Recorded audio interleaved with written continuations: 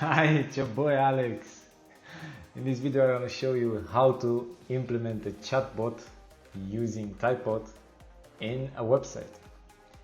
And the website is a website that we're gonna build in a tool called Framer because it's easy, it's fast and simple. So if you head over to framer.com and log in with your account and go to new project and then go to Typebot.io. Get started for free, connect with your account, start from scratch, and let's say I want a text, I want an image,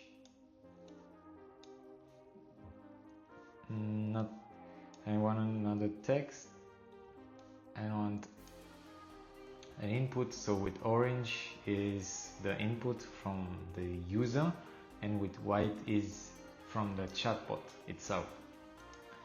So right now, hello there, let's add a GIF. Now what your name, and you select a variable called name because we want to save the input that we're gonna type in, and then you use the variable name. Nice to meet you. So if I now publish it and select Framer, bubble, you already see go to site settings, general, custom code. Just copy the text, the script, go to settings, and down there you're gonna see custom code, but end of body tag, and just paste it, save it, and publish it. After you publish it, just go over to the website and you can see you have your own chatbot right now. Look how simple that was. So what's your name? My name is Alexandro.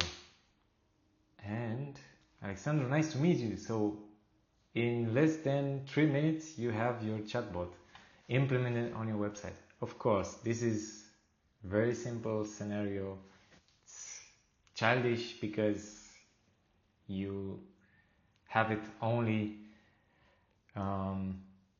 you had just started, you just scratched the capabilities of Typebot and Framer, of course, but you have already done it in less than 3 minutes.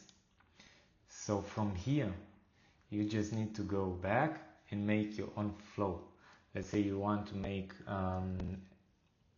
customer chatbot. It has frequently asked questions as an option.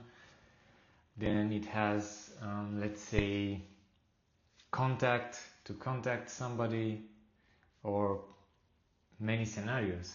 And you can also implement an AI chatbot like OpenAI, and you can do a lot of stuff with this tool. So I really think it has a lot of potential if you want to do maybe not something extremely advanced, because that's why custom solutions appear, but I think in the beginning it's more than enough. And next time maybe we'll have some interesting topic about how to create a website in Framer, because right now we have only a blank page. So for example, I've built my website in Framer as well, and you have a lot of animations. As you see, you have some elements, components that are already in Framer, and you can use them. So it really makes building a website really easy. So I think that's maybe a topic that we can discuss. But till next time, I hope you enjoyed it.